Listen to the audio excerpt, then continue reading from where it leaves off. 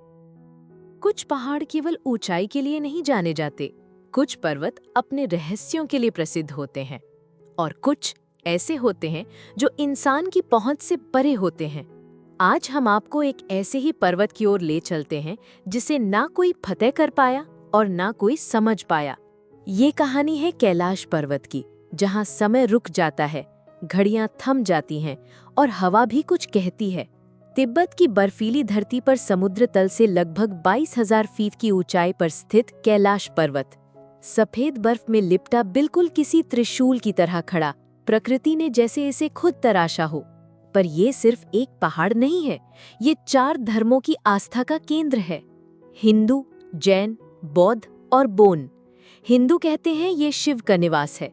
जैन कहते हैं यहीं से आदिनाथ ऋषभदेव को मोक्ष मिला था। बौद्ध मानते हैं यही मणि पर्वत है जहां महात्मा बुद्ध ने ध्यान लगाया था। और बोन धर्म में ये ब्रह्मांड का केंद्र है। एक ही पर्वत, 4 अलग-अलग मान्यताएं, पर एक बात समान, ये जगह सामान्य नहीं है। अब तक दुनिया के सबसे ऊंचे पर्वत माउंट एवरेस्ट को भी हजारों लोग चढ़ चुके हैं, लेकिन कैलाश पर्वत आज भी अछूता है। ऐसा क्यों? कई पर्वतारोही इसकी चढ़ाई की योजना बनाते हैं, पर कुछ तो रास्ते में ही बीमार हो जाते हैं, कुछ लापता हो जाते हैं और जो लौटते हैं वो कभी दोबारा बोल ही नहीं पाते।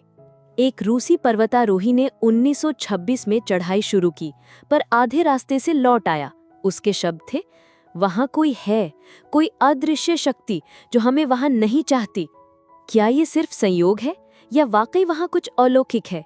लोगों ने दावा किया है कि जब वो कैलाश के पास पहुंचे, उनकी घड़ियां रुक गईं, शरीर पर अजीब सनसनाहट हुई और वापसी के बाद उन्होंने देखा कि उनके बाल सफेद हो गए थे, जैसे वहां समय तेजी से गुजर रहा हो। ये कोई विज्ञान कथा नहीं है, ये उन लोगों के अनुभव हैं जो वहां तक पहुंचे और किसी चमत्कारिक अनुभव से होके गुजरे।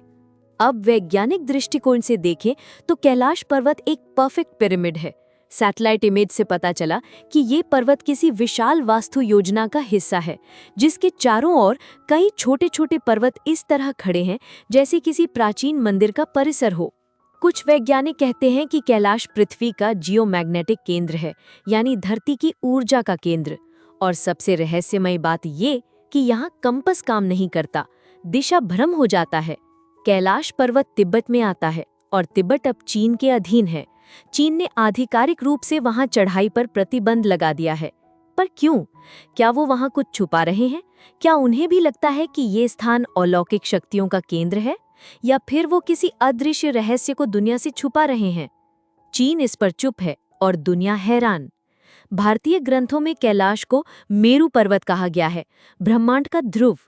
कहा जाता है शिव वहीं नृत्य करते हैं, तांडव। पार्वती वहीं बैठी हैं, ध्यान में लीन। और कैलाश के पास स्थित मानसरोवर झील, इसे साक्षात देवताओं की झील माना गया है। इसके पानी को पीने से मोक्ष की प्राप्ति होती है, ऐसा विश्वास है।